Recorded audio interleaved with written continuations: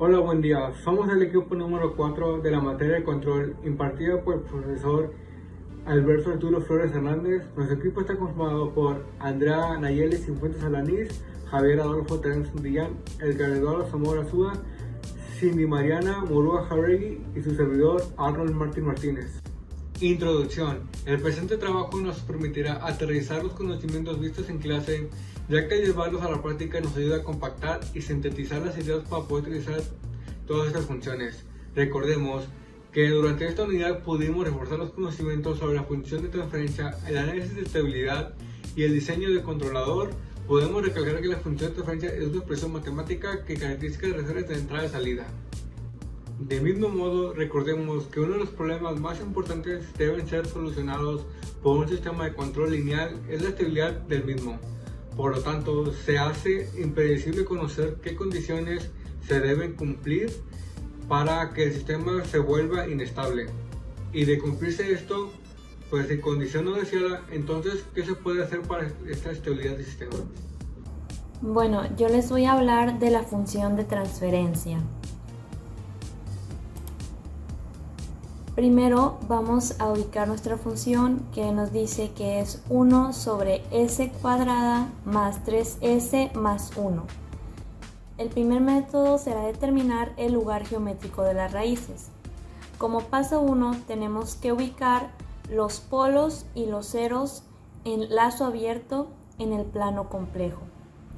Primero sabemos que los ceros será la parte de arriba de la fracción. En este caso el m es igual a 0, no tenemos ningún 0, y en la parte de abajo tenemos los polos. Para esta función en específico nuestro n es igual a 2, es decir, tenemos dos polos. Los polos se tienen que calcular buscando las raíces de esta expresión. Para esto vamos a utilizar la fórmula general, en donde A va a ser igual a 1, B va a ser igual a 3 y C va a ser igual a 1. Metemos estos datos en la fórmula y tenemos que S es igual a menos 3 más menos raíz cuadrada de 3 al cuadrado menos 4 por 1 entre 2 por 1. Resolviendo estas operaciones vamos a obtener lo siguiente. Nuestra primera S va a ser igual a menos 3 más menos raíz cuadrada de 9 menos 4 entre 2. Y nuestra segunda S es igual a menos 3 más menos raíz de 5 entre 2. Simplificando, vamos a llegar a la conclusión de que nuestros polos van a ser igual a menos 3 más raíz de 5 entre 2 y el segundo menos 3 menos raíz de 5 entre 2 y no tenemos ningún 0. A continuación estos dos polos se deben de ubicar en el eje X, que es el eje donde van a estar los dos polos. Como podemos observar en la gráfica, tenemos el S1 en este lado y el S2. Ahora, como paso 2, vamos a determinar el lugar de las raíces sobre el eje real mediante los puntos prueba y la condición de ángulo. Tenemos que la fórmula nos dice que K es igual a n menos m menos 1. Sustituyendo, como ya dijimos, n es igual a 2, m igual a 0. Tenemos que K es igual a 2 menos 0 menos 1, lo que nos da un resultado de K igual a 1. Ahora vamos a tomar la siguiente ecuación que nos dice más menos 180 por 2k más 1, cuando k va a tomar los valores de 0, 1 y 2. En estos tres vamos a analizar nuestras condiciones de ángulo. Estos son nuestros puntos prueba, tomamos 3. El primero, cuando k es igual a 0, nos dice que más menos 180 por 2 por 0 más 1 es igual a 180. Cuando k es igual a 1, más menos 180 por 2 por 1 más 1 es igual a 540. Y por último, cuando k es igual a 2, es más menos 180 por 2 por 1, esto nos da un resultado de 900. Ahora tenemos que tomar nuestros 3 puntos prueba que van a ser ángulos y vamos a buscar alguno que coincida con los ángulos anteriormente sacados. El primer punto prueba es en el ángulo 0, el segundo es 180 y el tercero 360.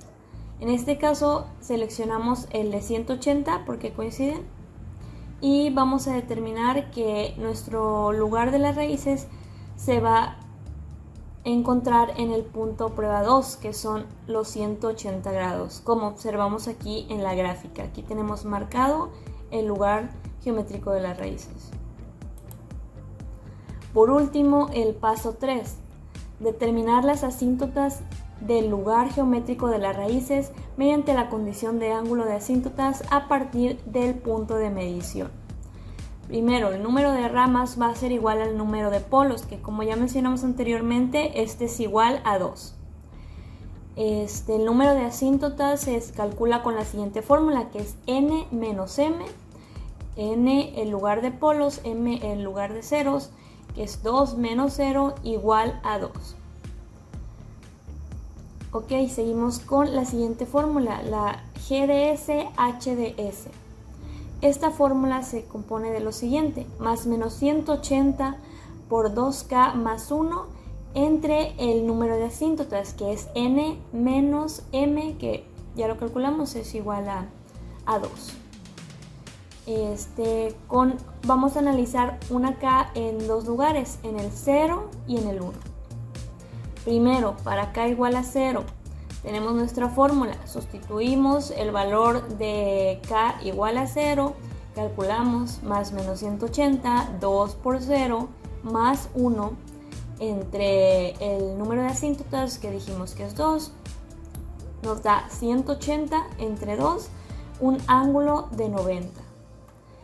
Y ahora cuando k es igual a 1, aquí tenemos igual la fórmula, más menos 180, 2 por k, que es igual a 1, 2 por 1 más 1, 540, esto se va a dividir entre el número de asíntotas que mencionamos que era 2, 540 entre 2 igual a 270. Y los ubicamos estos dos ángulos, el ángulo de 90 y el ángulo de 270, aquí podemos observar las flechas. Este primero es el ángulo de 90, aquí tenemos la asíntota, y ahora el ángulo de 270 nos da la siguiente asíntota. Por último, PM, el punto de medición, va a ser igual a la siguiente fórmula, la sumatoria del R polos menos la sumatoria de R ceros entre n menos m, el número de asíntotas.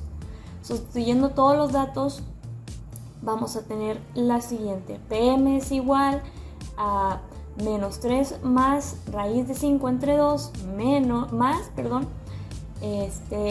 3 menos raíz de 5 entre 2 menos 0. Esto se divide entre el número de asíntotas, 2 menos 0, 2. Nos da el resultado de menos 3 sobre 2, simplificando, menos 1.5 sería el valor del punto de medición. Y por último, se va a calcular el punto de ruptura a partir de la siguiente ecuación. 1 más kg de s por h de s igual a 0 y su derivada dk de s igual a 0. Sustituimos aquí los valores, tenemos por fórmula el 1 más k, nuestra función, por 1 igual a 0. Pasamos el 1 del otro lado de la ecuación, nos da igual menos 1. Entonces tenemos que k es igual a menos, y nuestra ecuación de s cuadrada más 3s más 1. Y por último la derivada de k de s. Tenemos que es menos de nuestra k, s cuadrada más 3s más 1 entre ds igual a 2s más 3. Para este caso nos da el resultado de dk entre ds igual a 2s más 3. Esto nos quiere decir que no se encuentra, no tiene un punto de ruptura para este caso. Y eso sería todo de mi parte. Bueno, ahora vamos a verificar lo dicho anteriormente, que el lugar geométrico de la raíz sí esté donde dijimos que está, donde calculamos. En MATLAB metimos el denominador y el numerador y hacemos la función de transferencia. Ahora esperamos que nos salgan las figuras y aquí está, como vimos, este es las raíces y si vemos que está en menos 1.5 y que está a 90 y a 270 grados. Entonces es correcto el cálculo que hicimos, por lo tanto, y como no pasa a la inestabilidad, es un sistema estable. Por lo que esto, a simple vista, aquí con el lugar geométrico de la raíz, deducimos que sería por el primer método de Ziegler-Nichols, pero ahora vamos a confirmarlo con el método de Routh-Hurwitz. Ok, yo les voy a también presentar el método de Routh-Hurwitz, en donde primero tendríamos que desarrollar la ganancia del sistema en lazo cerrado. Anteriormente solo lo calculamos con lazo abierto con el lugar geométrico de la raíz, ahora vamos a cerrar este lazo. Por lo tanto, el sistema que teníamos de k sobre s cuadrada más 3s más 1 sería la primera G1, y como el lazo cerrado no tiene ningún valor, sería el valor de 1 y utilizaríamos la fórmula de GS es igual a G1 sobre 1 más G1 por G2. Sustituimos G1, G2. Por lo tanto, al multiplicarlo, aquí este nos daría lo mismo. Y para este dividimos entre 1 y utilizamos el método de la carita feliz. Por lo tanto nos da esto. Y aquí no simplificamos todavía, porque esto se puede eliminar. Por ejemplo, este es por este, extremos por extremos y medios por medios. Y nos da este resultado donde nos da que este va a dividir a este, y como es lo mismo se elimina, quedando una ganancia igual a k sobre s cuadrada más 3s más 1 más k. Y este denominador lo vamos a usar para el criterio de Routh-Hurwitz, solo el denominador. Ahora, nos queda que es s cuadrada más 3s más 1 más k. Esta s cuadrada va a ser a0. ¿Por qué? Porque el s con mayor exponente es la a con el menor subíndice. Entonces s cuadrada va a ser a0. Y luego 3s va a ser a1. Y como este no cuenta con ninguna s, ambos términos quedarían englobados en el término a2. Ahora vamos a usar esta tablita del criterio de Routh-Hurwitz, donde vamos a acomodar s cuadrada, s1 y s0. Y las acomodamos en esta otra tablita, donde en s cuadrada aquí ponemos a0, que solo usamos los numeradores, que ahí sería 1, y aquí sería a2, y aquí podríamos todo el término completo de 1 más k. Aquí sería a1, que es 3, y aquí a3, pero como no tenemos, le ponemos un 0. Después usamos la fórmula de B1 y la de B2. En B2 es 0 porque no tenemos ni A4 ni A5, entonces en automático es 0. Pero en B1 sí utilizamos, como no tenemos A3 se vuelve 0 y nada más sería A1 sobre A1, nos quedaría que es igual a A2, y A2 es 1 más K. Entonces aquí tenemos este término. Esto lo vamos a utilizar para sacar a continuación el rango de estabilidad de esta función o de este sistema, y también la ganancia crítica. No nos olvidemos de la tablita.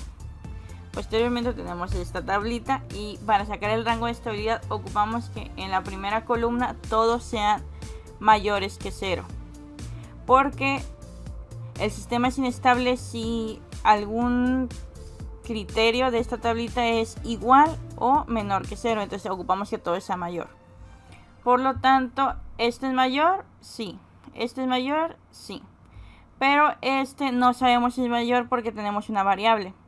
O sea que tenemos que igualar esta variable a que sea mayor a 0. Y aquí ya lo hicimos. 1 más k es mayor que 0. Por lo tanto, k es mayor a menos 1. Por lo tanto, este sistema va a ser estable cuando el valor de K siempre sea mayor a -1. Y después calculamos la ganancia crítica. Y en la ganancia crítica ocupamos todos los valores en esta fila, en la fila de S cuadrada. Esta S cuadrada se multiplica por el 1 y nos queda S cuadrada y se suma a este otro valor. Nos quedaría S cuadrada más 1 más K, que es igual a 0.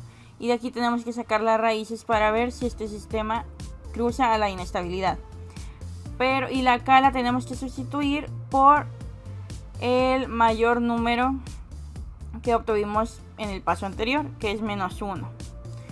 Entonces sustituimos ese -1 y aquí tenemos que un más 1 y el -1 nos va a dar 0, por lo tanto S cuadrado es igual a 0, que nos quiere decir que este sistema no tiene un punto de ruptura, por lo que no pasa a la inestabilidad porque es un sistema estable, por lo que esto nos confirma que tendríamos que utilizar el primer método de Ziegler-Nichols.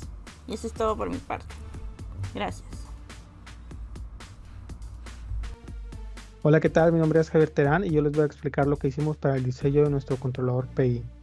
Primeramente nos basamos en la tabla de Ziegler-Nichols, que nos dice que para obtener el valor de nuestra ganancia P del controlador PI necesitamos multiplicar 0.9 por dos variables que justo ahora no tenemos, que es el tiempo y el retardo.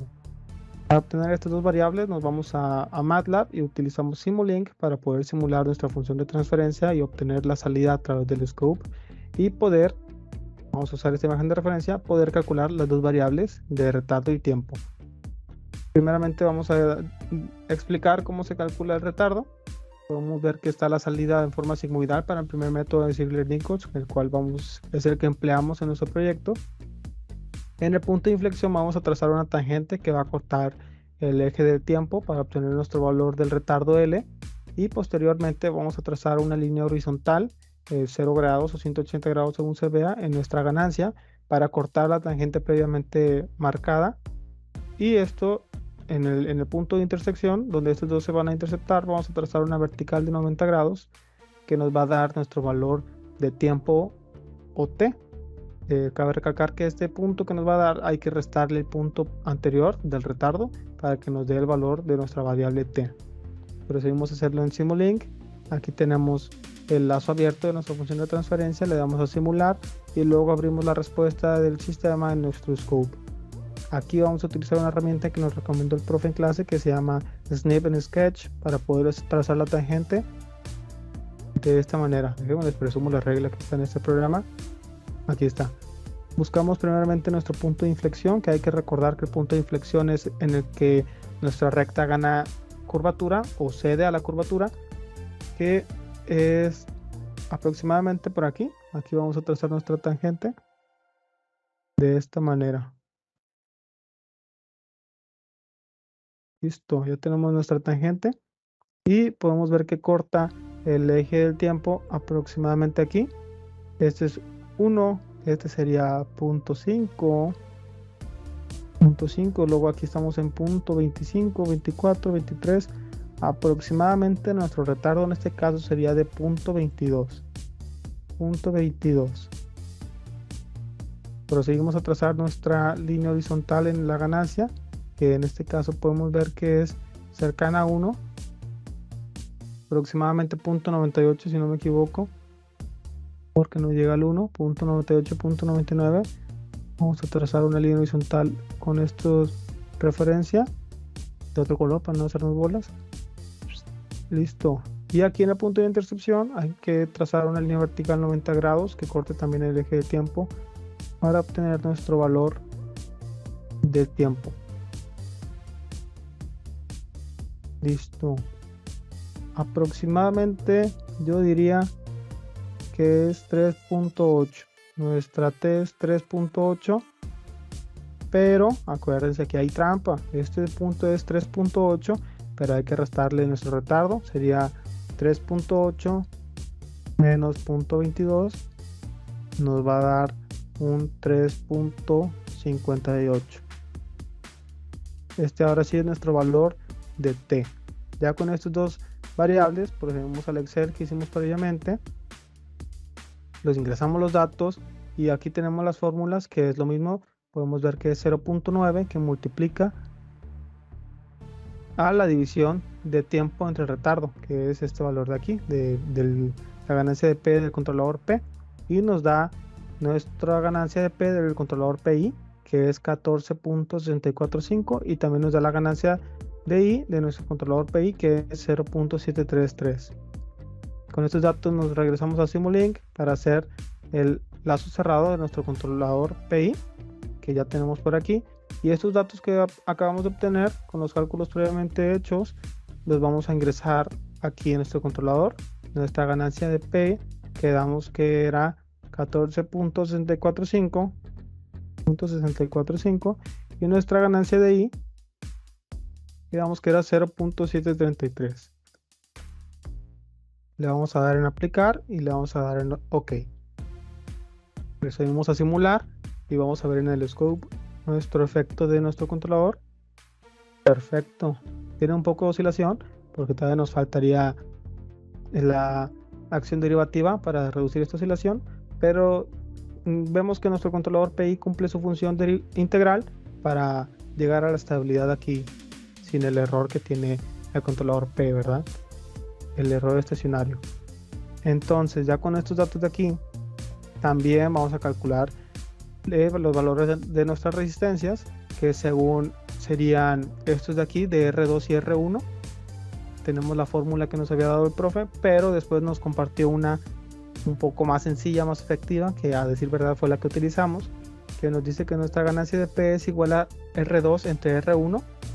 En este caso ya tenemos nuestra ganancia de P, que es 14.686, que la calculamos previamente, y que la ganancia de I de nuestro controlador PI es igual a 1 sobre R1 que multiplica a C, que esto sería igual a 0.733 gracias a los cálculos que hicimos previamente.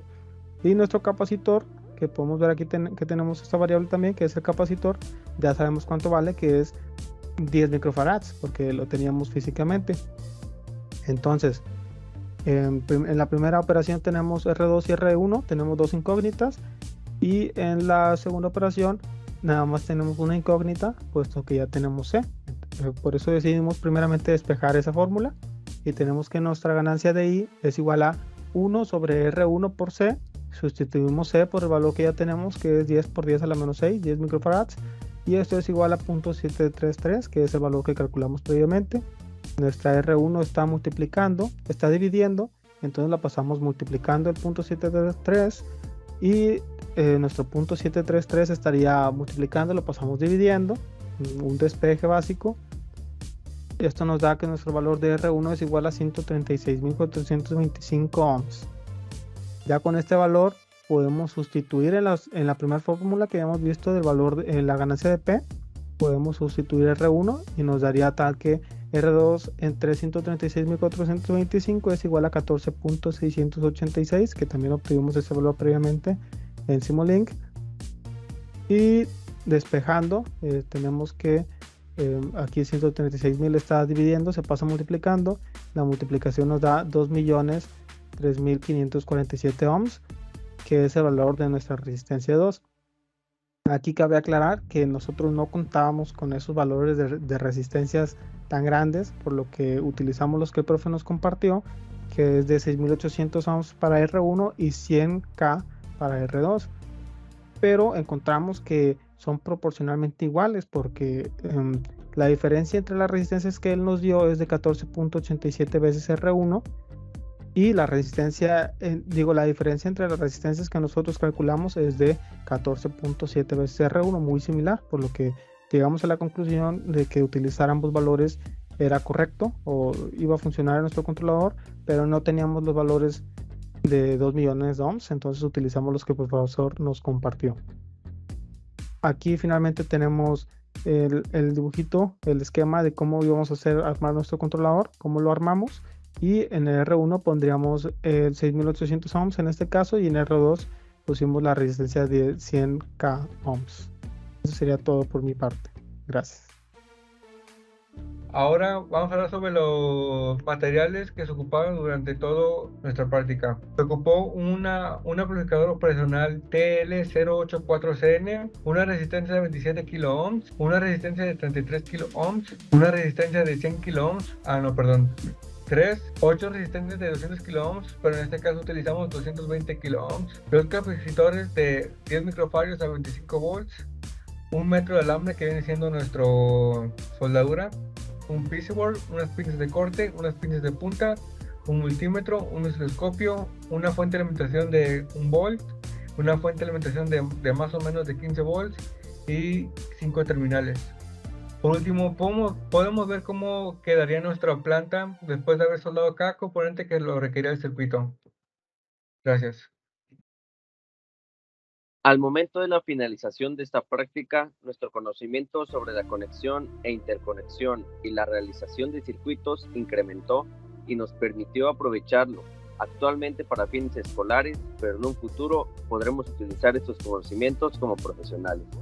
Al momento de realizar este circuito, tuvimos varias dificultades, entre ellas fueron conexiones deficientes, que la soldadura pues a veces no sabíamos manejarla correctamente, no esperábamos a que se calentara suficientemente y esas fueron una de las complicaciones que tuvimos al momento de realizar las conexiones de este circuito. Además que la verdad tenemos un poco de desconocimiento sobre las resistencias y todo lo que utilizamos, ya que es algo pues relativamente nuevo para nosotros porque sabemos hacerlo y utilizarlo, pero en software de simulación, y pues hacerlo ya en presencial pues ya es totalmente distinto. Es muy importante que nos adentremos cada vez más en este tipo de conocimientos para que de este modo podamos tener el grado de habilidad adecuado para llevar a cabo las labores pertinentes que nos demande la empresa en la que nos desenvolvamos, ya que estos circuitos de control serán muy utilizados en cualquier fábrica del sector industrial a la cual ingresemos. Como les decía hace un momento, tuvimos varias dificultades ya que no estamos tan relacionados con la creación y armando circuitos, ya que pues en parte por la pandemia y otra parte que no en todas las materias utilizamos circuitos, pero es muy importante que los comencemos a utilizar porque tal vez en el área laboral tengamos que hacer algunos circuitos y si aún no estamos bien familiarizados con cómo se conectan, la forma correcta de que haya comunicación entre distintas partes del sistema, pues vamos a resultar con un trabajo que va a ser ineficiente y pues no va a ser suficiente para la industria o la fábrica o el sector en donde estemos laborando. Es por eso que tenemos que tener especial énfasis en la realización de circuitos.